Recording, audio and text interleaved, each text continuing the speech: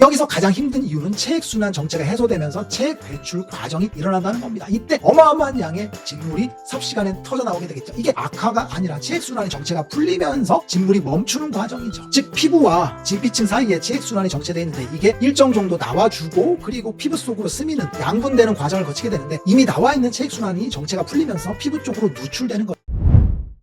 안녕하세요, 묘한의사입니다. 습진성 피부질환 중에서 괴롭지 않은 병은 없을 거예요. 가장 괴로운 병은 아토피, 화폐성 습진, 지루성 피부염, 나름의 괴로운 이유들이 있습니다. 지루성 피부염은 얼굴에 발생하니까 얼굴이니까 대인관계가 어렵고 그리고 얼굴이 붉다라는 것 때문에 힘들어할 수도 있겠죠. 그리고 아토피 피부염은 어렸을 때부터 아토피가 있었기 때문에 늘 가려움과 싸워야 됩니다. 그래서 굉장히 힘든 그런 시간을 보내야 되는 질환일 겁니다. 하지만 화폐성 습진은 어렸을 때부터 생기는 것도 아니고 얼굴에 주로 생기는 질환도 아닙니다. 그런데 굉장히 힘든 질환입니다. 실제로 제가 치료하다 보면 가장 힘든 질환이 뭘까라고 고민해 보면 단연코 화폐성 습진일 겁니다.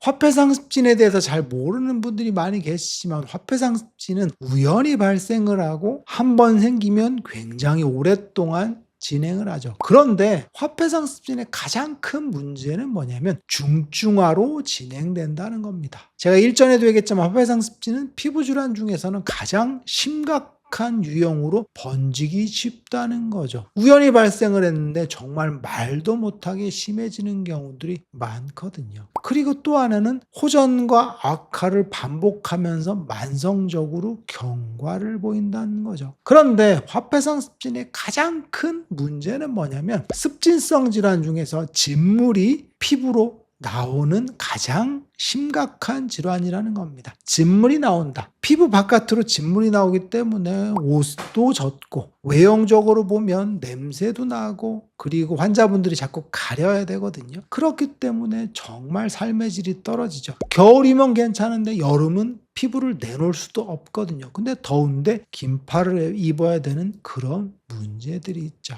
그런데 화폐성 습진을 치료할 때도 굉장히 어려운 부분이 있습니다. 무슨 이야기냐면 화폐성 습진의 가장 큰 특징이 수포가 발생을 하고 그로 인해서 진물이 나온다고 이야기했어요. 그런데 이 진물이 나오는 패턴이 환자분마다 다르고 그리고 그 진물이 마르는 양상이 굉장히 독특하다는 데 있습니다. 이로 인해서 환자분들이 악화로 오해할 수도 있고 그리고 삶의 질이 굉장히 떨어지고 예상치 못했던 그런 중증된 상태 때문에 힘들어하는 경우도 많다라는 거죠. 일반적으로 화폐성 습진을 치료할 때 환자분들이 괴로운 경우는 세 가지 경우라고 보시면 돼요. 첫 번째는 화폐성 습진이 별것도 아닌 질환으로 알고 스테로이드를 쓰거나 혹은 사이포렌, 면역 억제제 같은 걸 강력하게 쓰고 오시는 경우들이 많습니다. 무심코 바른 스테로이드제 혹은 오랫동안 먹은 스테로이드 그리고 그로 인해서 억제가 안 됐을 때 써야 되는 더 강력한 사이포렌 같은 약들을 먹게 되거든요. 그러면 그 약을 끊어야 됩니다. 끊다 보면 리바운드 현상이라고 해서 습진이 더 심해지는 악화 양상을 보이죠.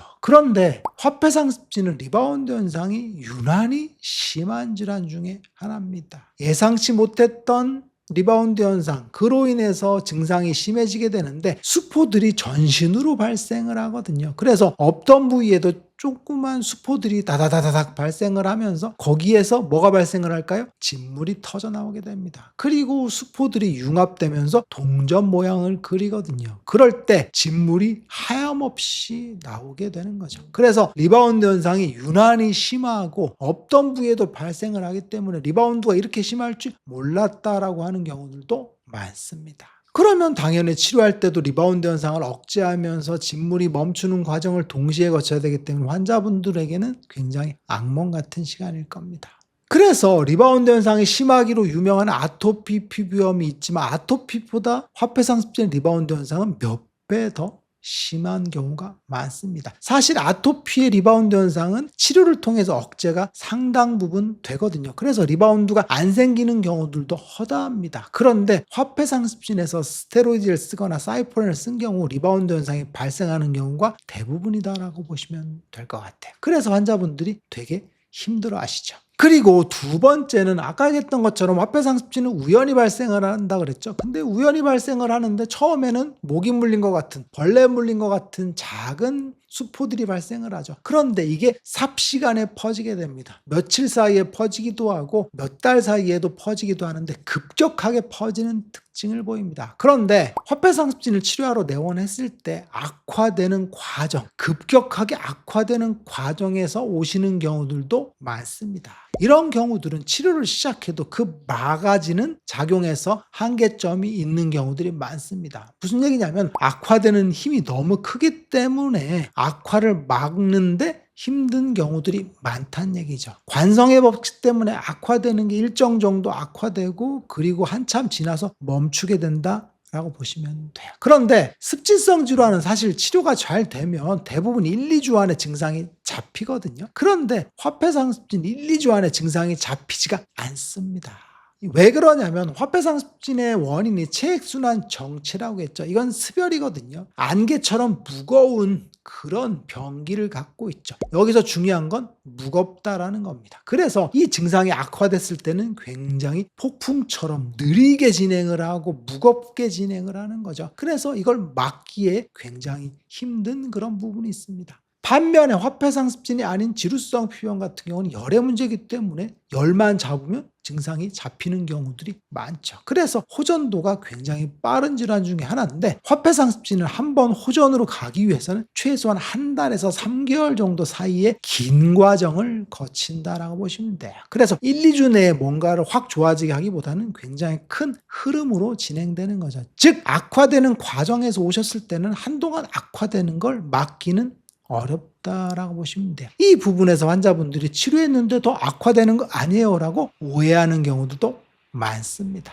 그리고 화폐상습진의 치료가 어려운 세 번째 이유가 있는데 이게 가장 핵심적인 이유다라고 보시면 돼요. 무슨 이야기냐면 화폐상습진의 원인은 체액순환 정체라고 했죠. 체액이라고 하는 것들이 피부에 뭉쳐서 그게 밖으로 표출되는 게 화폐상습진이죠. 그래서 소수포 형태를 보이면서 삼출물이 터져 나오는 거라고 그랬죠. 그래서 부종과 비슷한 병기를 보인다고 했죠. 그런데 우리 몸에 부종이 생겼을 때는 몸이 붓죠. 그러면 수분이 정체되는 게 1리터, 2리터, 심한 경우는 10리터 정도의 많은 양이죠. 그런데 그게 피부로 터져 나왔다고 생각해 보세요. 그런데 피부에 500cc만 터져 나와도 어마어마한 양이거든요. 그런데 그게 100cc, 200cc 이런 식으로 피부로 노출되기 때문에 진물이 어마어마하게 나오는 거죠. 그런데 실제로 양을 보면 얼마 안 되지만 피부 측면에서 보면 엄청나게 많은 양이죠.